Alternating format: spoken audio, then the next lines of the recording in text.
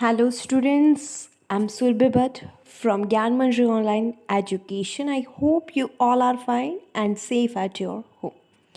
So, my dear all students, today our second lecture is there. So, here today we are going to start our first unit. In our previous lecture, we had completed our first poem, Dust of Snow. So, here we are going to start our first unit and the first chapter, that is A Letter to God.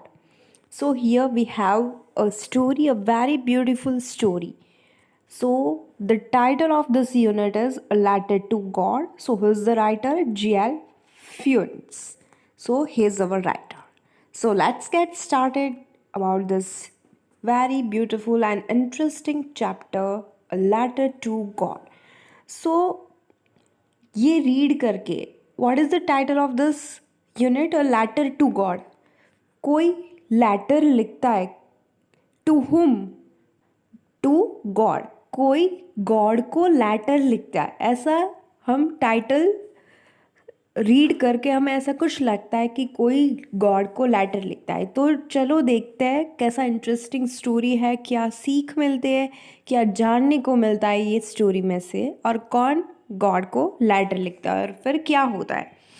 Okay, so before you read, they say faith can move mountains. If we have faith, so that faith can move mountains. So that kind of phrase is there.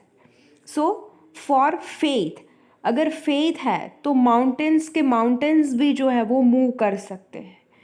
But what should we put our faith in? This is the question the story delicately possesses. So, Lancho is a farmer who writes a letter to God when his crops are ruined. So, here in the center character, Lancho is there, who is farmer, and he writes a letter to God. Why he writes a letter to God? Because his crops are ruined. So यहाँ पे हमें हमारा question का एक answer भी मिल जाता है कि कौन किससे लेटर लिखता है. तो यहाँ पे लाइनचो जो है, जो फार्मर है, जो मेन कैरेक्टर है इस स्टोरी का, वो गॉड को लेटर लिखता है. क्यों लिखता है? बिकॉज उसके जो क्रॉप्स जो थे फार्म के, वो सारे रुइन हो गए, एकदम से फेल हो गए. That's why asking for 100 पैसेस. अब क्यों लिखते हैं वो लाइनचो जो है वो क्यों लिखते हैं? वो कुछ पूछते हैं गॉड से और उसके बदले वो लेटर लिखते हैं that he wants 100 pesos from the God. That why he is asking for this 100 passes, that we will see further. So does Lancho's letter reach God? आप सोचो, क्या लैंचो जो लेटर लिखता है फिर जो वो सेंड करता है गॉड को, क्या वो गॉड तक पहुंच सकता है वो लेटर? Does God send him the money? क्या फिर गॉड के पास पहुंच जाता है? फिर क्या गॉड उसे पैसे देते हैं? Think what your answers to this questions would be. आपका क्या आंसर हो सकता है? And guess how the story continue before you begin to read it. और क्या हो सकती है ये story? So that is the appearance की स्टार्टिंग क्या होता है और क्या है ओवरऑल द यूनिट.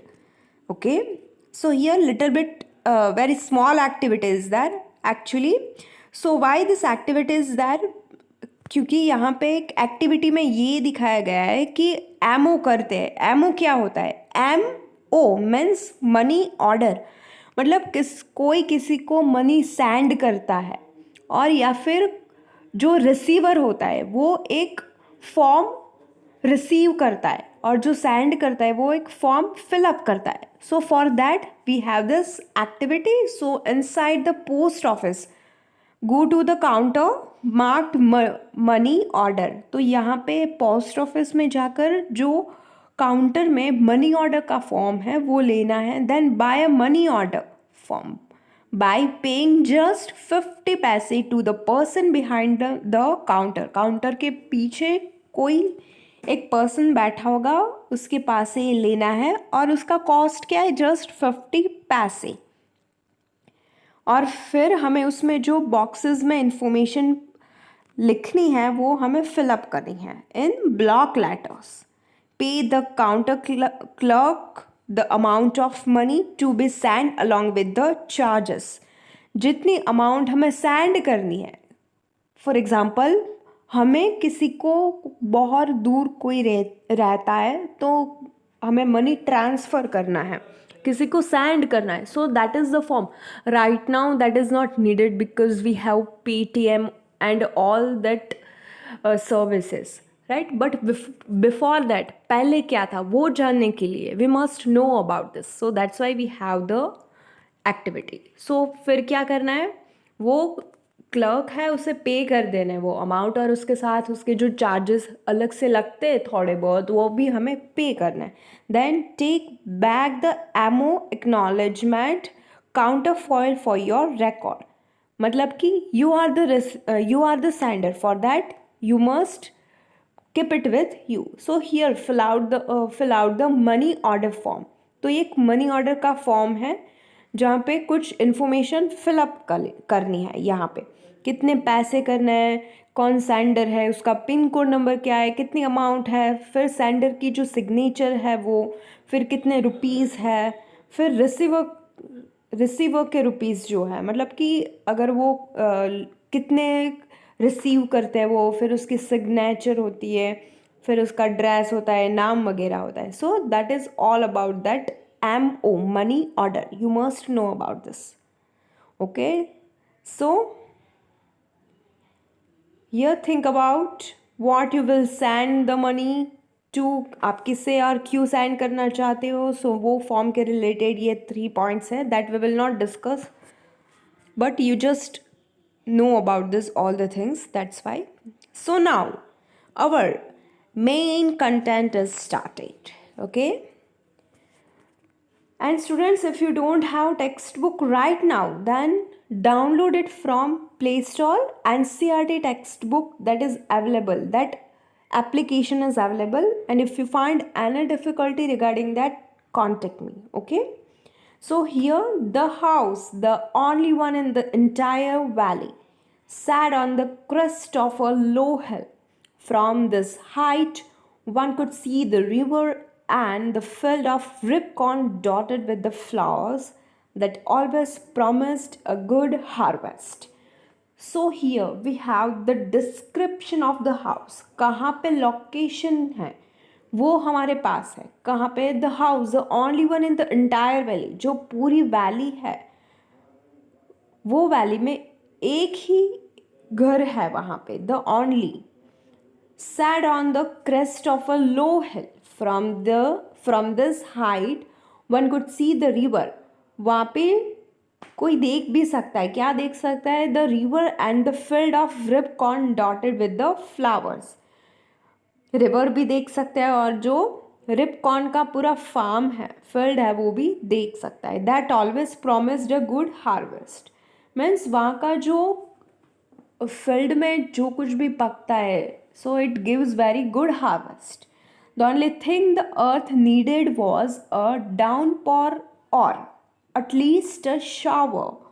मीन्स उसे क्या चाहिए, जो फील्ड है, जो फार्म है, जहाँ पे कुछ पकाया गया है, उसे क्या चाहिए, दे नीड डाउनपॉर, बहुत सारा पानी, और at least a shower, otherwise they need shower. अगर बहुत ज़्यादा पानी नहीं आता तो थोड़ा बहुत तो चाहिए ही चाहिए। Throughout the morning, Lencho, who knew his fields intimately, had done nothing else but see the sky towards the northeast. So the location was there in northeast. From northeast we can see.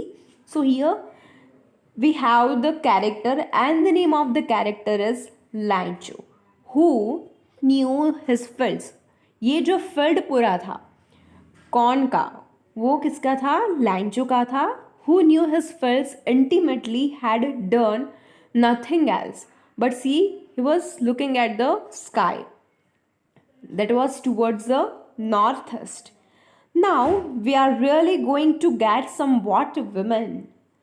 तो we can imagine maybe he was sitting and he was looking at the sky, and his wife was there with him, so that's why he was just telling her that now we are really going to get some water. क्यों ऐसा कह रही है? हो सकता है कि वो जब स्काई पे देख रहा है, वो when he was just looking at the sky, on that time he could see the black clouds. That black clouds, that is the sign of the clouds with water. That's why he was telling like that.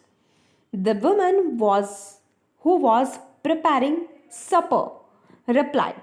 So preparing supper, यहाँ पे supper means the main meal, जो पूरा day का main मील होता है, या फिर कह सकते हैं कि जो एंडिंग मील होता है, लास्ट में जो डिनर करते हैं, या फिर डिनर के बाद अगर कुछ नाश्ता वगैरह करते हैं, so that is super.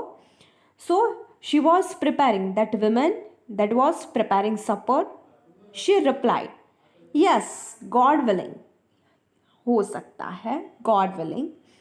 The older boys were working in the field while the smaller ones were playing near the house until the woman called to them all, come for dinner. So what the boys were doing, the older boys, they were working in the field and the smaller ones, they were playing near the house. जब तक वो women ने वो सबको बुलाया नहीं, तब तक वो सारे लोग ये कर रहे थे. जो ओल्डर बॉयज थे they were working in the field, और जो स्मॉलर थे वो घर के आसपास खेल रहे थे. तब सब खेल रहे थे, काम कर रहे थे, तब मैंने उसे बुलाया कि कम फॉर डिनर, डिनर के लिए सब लोग आओ. It was during the meal that just as Lencho had predicted. क्या प्रिडिक्ट किया लैंचो ने? That big drops of rain began to fall. उसने ये प्रिडिक्ट किया कि जो रेन के बड़े बड़े ड्रॉप्स होते हैं, big drops of rain, rain के बहुत बड़े बड़े drops, they were beginning to fall, वो ऊपर से नीचे आ रहे थे. So Lencho was predicted that thing. In the north east huge mountains of clouds. तो यहाँ पे माउंटेन्स ऑफ क्लाउड्स मतलब बहुत बड़े बड़े क्लाउड्स थे, बहुत सारे ऐसे थे और बड़े बड़े थे. सो that's Y for clouds here we have used mountains of clouds. So in the northeast huge mountains of clouds, they could be seen approaching. वो नज़दीक आ रहे थे. We can see them. They were approaching. The air was fresh and sweet. The man went out for no other reason than to have the pleasure of feeling the rain on his body. And when he returned, he exclaimed, these are not raindrops falling from the sky. They are new coins. The big drops are 10-cent pieces and the little ones are 5s. So here, what did Lancho feel? So he felt very fresh air, very sweet air, and for no reason he was just getting the pleasure of feeling the rain on his body. तो जो pleasant एकदम सा atmosphere था, वो देख के, वो feel करके वो उसे बहुत ही प्लेजेंट सा फीलिंग हो रहा था. बहुत जो एयर थी इट वॉज़ वेरी फ्रेश और बहुत स्वीट थी. तो उससे हमें क्या ऐसा इमेजिन करते हैं कि जब ह्यूज माउंटेन्स ऑफ क्लाउड्स आते हैं, फिर ऐसी स्वीट और फ्रेश एयर आती है, तो क्या फील करते हैं? मतलब कुछ रेन आने वाला है. We can feel that, right? So here also Lencho was feeling. तो for him it was not just rain drops from the sky. तो वो जो rain drops whatever he was predicting और what he was just imagining, he was feeling. तो वो जो ऊपर से रेन ड्रॉप्स आ रहे थे, they were not just rain drops, but for him it was new coins. कैसे कॉइन्स थे? जो बिग ड्रॉप्स थे वो 10-cent pieces थे, और जो लिटिल वंस थे दे वर 5. मतलब जो रेन था उसका क्या इम्पॉर्टेंस है वो कैसे है, देर वर नो रेन, पर जब after long time, after waiting a long, when he finally saw the atmosphere like a rain, on that time he just meant it. उसे पता चला कि ये जो ऊपर से स्काई में से माउंटेन ऑफ क्लाउड्स में से जो रेन ड्रॉप्स आने वाले हैं, they are not just rain drops, पर वो क्या है, like a pesos, like a coins. The importance of that raindrops was like a coins. जो बड़े हैं वो 10 cent है, और जो little one है वो 5 ones है. With a satisfied expression, he regarded the field of Ripcon with its flowers, draped in a curtain of rain. But suddenly, a strong wind began to blow, and along with the rain, very large hailstones began to fall. अब ये क्या हो गया, with a satisfied expression he regarded the field of ripe corn with its flowers. बहुत satisfaction जैसे he was looking at all the flowers of ripe corns. पर suddenly कुछ change आता है, वेदर में कुछ चेंज आता है. कैसा चेंज आता है? But suddenly a strong wind, बहुत सी स्ट्रॉन्ग हवा, जल्दी जल्दी हवाएं आ रही थी, began to blow, and along with the rain very large hailstones.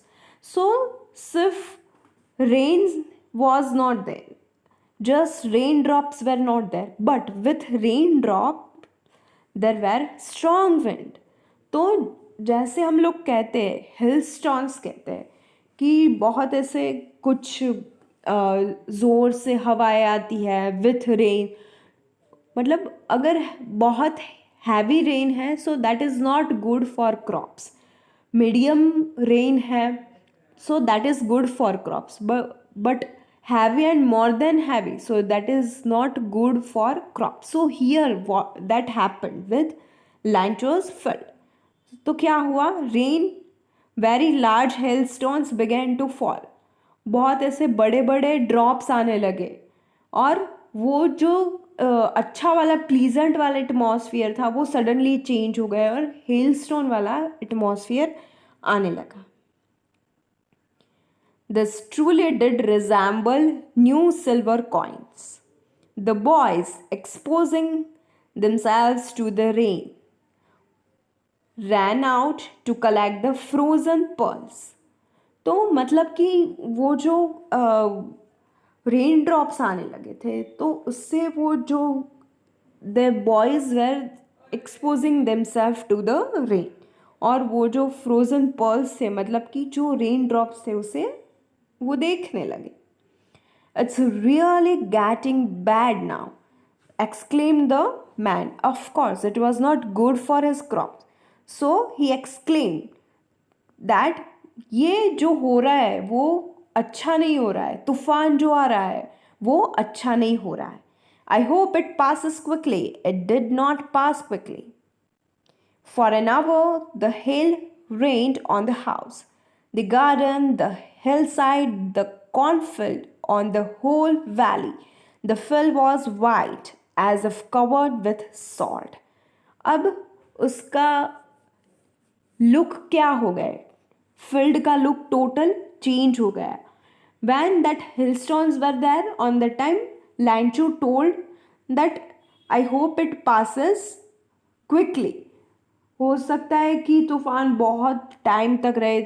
तो वो बोल रहा था कि आई होप ये जो तूफान अभी चल रहा है, जो सिल्वर पर्ल्स, मतलब कि जो स्नो टाइप होता है, वो जो आ रहा है वो बंद हो जाए, because they are not good for crops. But कब पास हो गए? For an hour the hail rained on the house. फिर कहाँ कहाँ पे इफेक्ट हुआ? On the house, the garden, the hillside, the cornfield, on the whole valley. The field was white. Why the field was white? As if covered with salt, because they all were covered with that raindrops, that kind of snow. That's why they were looking like a salt. Not a leaf remained on the trees. The corn was totally destroyed. The flowers were gone from the plants. Lanter's soul was filled with sadness.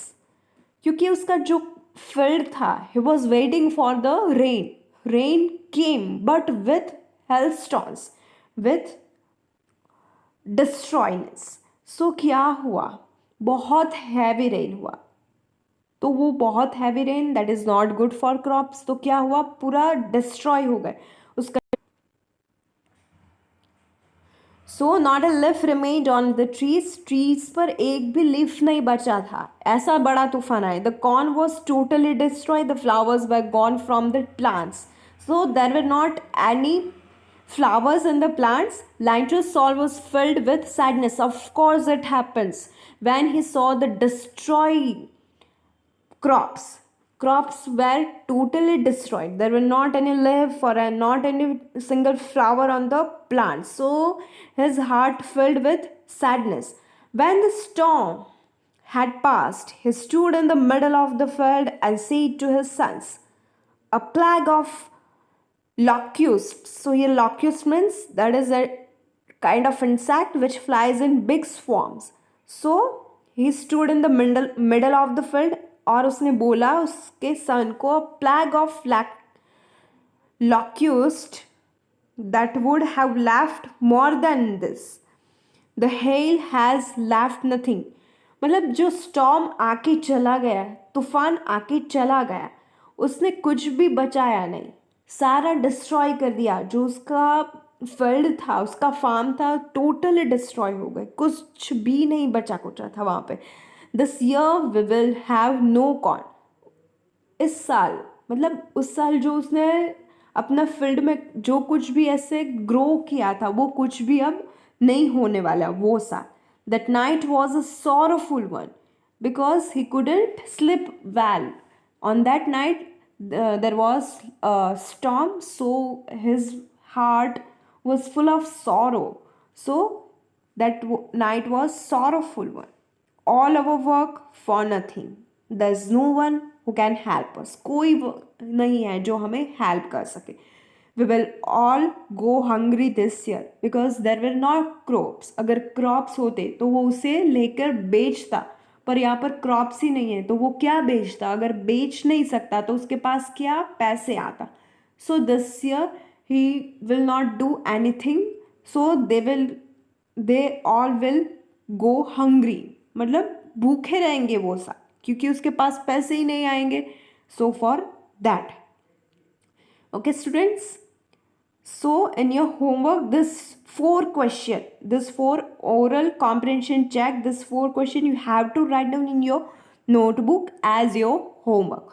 Okay students, so if you find any difficulty regarding this portion of this unit, you can ask me anytime. Okay students, so here we are going to end up our this lecture with this portion. We'll meet next lecture. Thank you very much and have a nice day. Keep yourself at your home and stay healthy.